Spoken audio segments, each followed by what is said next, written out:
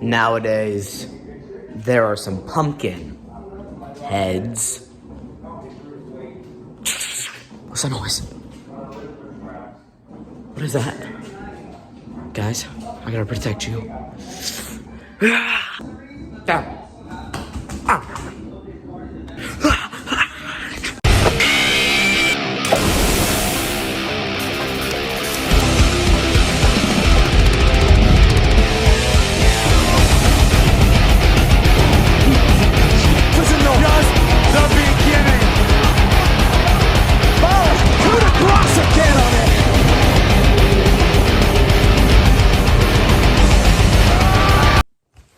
Welcome guys, back to yet another video today.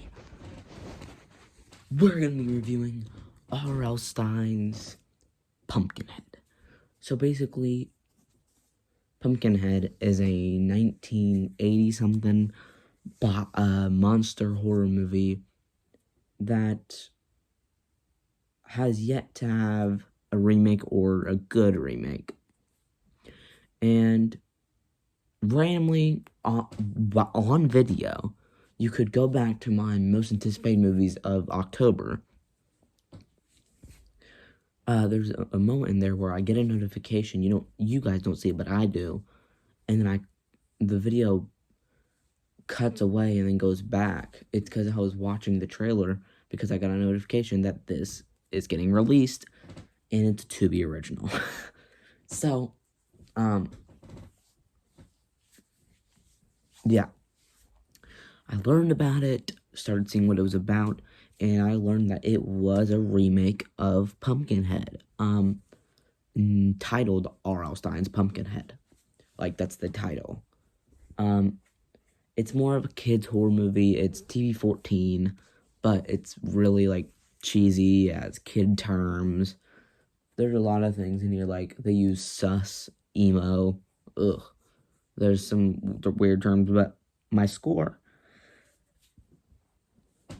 out of 10 is going to be 3, 2, 1, 6 out of 10. Yeah, you heard me. It's not that bad. I watched it going into it thinking I was going to not like it, because first off, it's a to-be original. Second off, it's a Pumpkinhead remake. I enjoy Pumpkinhead, but it is a dumb horror movie, so like I can see how a remake would be bad. It would look cheesy. It looked dumb, like not in a good way, like not dumb fun, just looked dumb. And I'm gonna be honest, I might rate it lower as time goes on because the first 30 minutes to the first half is very iffy. Very cringy dialogue, very corny stuff. They hit this statement at like the first 20 minutes of the movie. I just want my family to listen to me. Dude, and then that whole thing goes on. The family thing is stupid. It's pretty corny. So the first half is iffy, but the second half is actually decent. The second half is actually a decent kids horror movie. The Pumpkinhead design is awesome. That should be in like the Goosebumps movies. That Pumpkinhead is awesome. I wish this would have been more rated R, and it should have been a theater release. Because though it wouldn't have made much, it would have put R.L. Stine back out there. Because, dude, I wouldn't say this is a miss. I prefer this over Fear Street Prom Queen, which is his other movie this year. Well, not his movie, but his inspired movie. And earlier this year, Goosebumps The Vanishing. Horrible TV show. Not horrible, not good, though. This is the best thing that his mind has done this year. And it's still not very good. It's okay. I would say it's decent. It's pretty good. But I might rate it lower as time goes on because when you watch it, okay, for anyone that decides to watch this movie, and you're a horror fan, don't go into it expecting anything. There's no, like, bloody sequences. It's a kid's horror movie. It's TV-14, but really could be toned down to PG-13 to PG. if this was like 1990s to early 2000s, this would be PG. It's not like bad at all. There's like a few cuss words and a few dark moments, but speaking of dark moments, I am gonna get in spoilers because it's a Tubi original, so I don't know what you all want me to do. But I won't get into reviews for the thing I'm watching tomorrow, as this gets posted. It might be today because this might get posted at like 12 or 1 o'clock. But I'm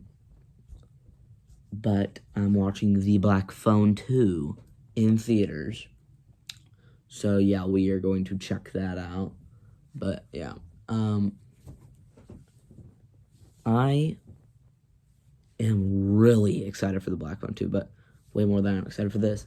I have heard stuff about it, though. But I'm going to make a video where I make my review of Black Phone 2, and then I'm going to compare Black Phone 1 and 2 during that video, and then do theories for part 3. Well, okay, how about this?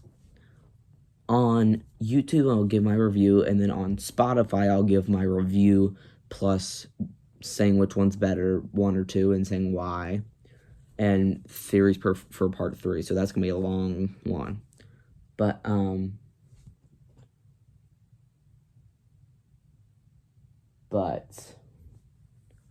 yeah.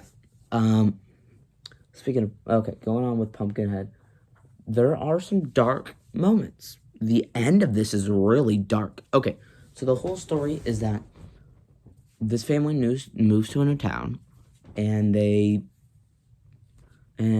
go by this farm, and everyone's welcoming, but then the main character, who is very stupid, I was writing down, like, stuff while I was watching this. I wrote down, I said, jerk kid, very, very stupid, and then I watched what he did next. I said, very, very stupid. I did not like the main character for the most part. He was okay in the second act, but the first act, second and third act, he was okay. Well, especially the third act. But yeah. But then he steals a pumpkin that was really important to this farm owner. But then his brother goes to return it and gets kidnapped, and he has to figure out how to stop this curse and get his brother back. There's a character in here named Rusty that once you watch the movie, you'll know who it is. He's fun. He's nothing like too awesome, but he's fun.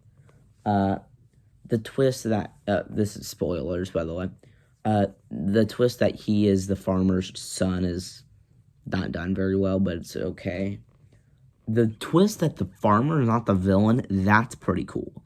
That was a pretty cool moment where it was a reveal that the main girl, her dad is the actual villain.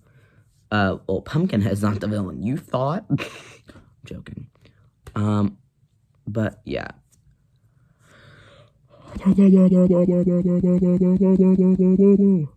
Sorry. But so how this movie ends is they get his brother back, but then they have to face off with the farmer. But then the farmer's not really the villain, so they have to face off with the police officer, which is the girl's dad. Then they have to face off with Pumpkinhead. And then, there's this whole thing that once if you're still connected in the curse, when the clock strikes midnight on Halloween, then, okay, I forgot to mention this. While you're stuck in the curse, no one remembers you unless you're younger than 18.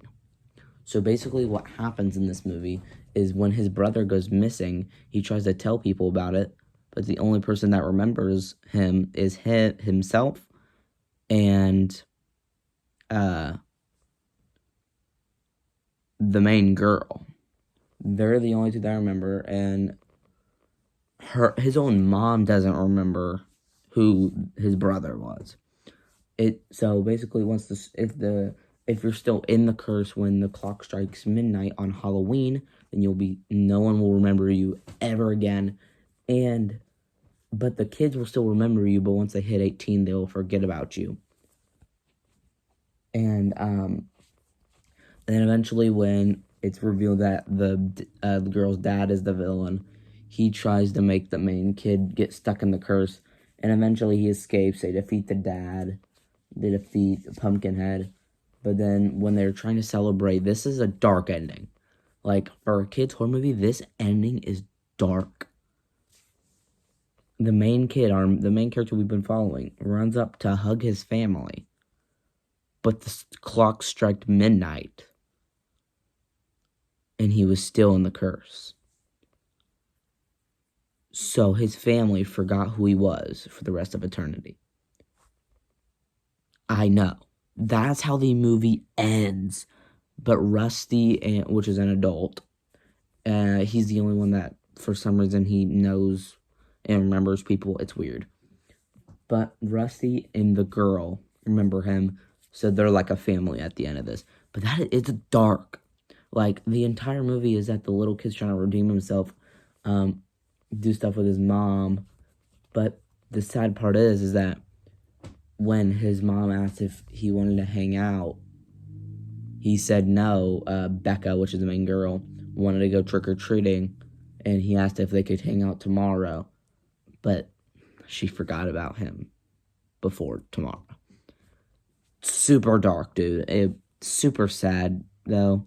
He was just, this whole movie was about the main kid, who was, 13, building up and redeeming himself, having his family like him more, getting more involved with his family since the passing of their dad, but then at the end, they just forget him. It's pretty dark, but yeah. That's my review of Pumpkinhead. Make sure you have likes for the notifications coming on the list of videos, and I'll see you in the next vid. And if you're listening on Spotify, see you in the next pod. Peace out.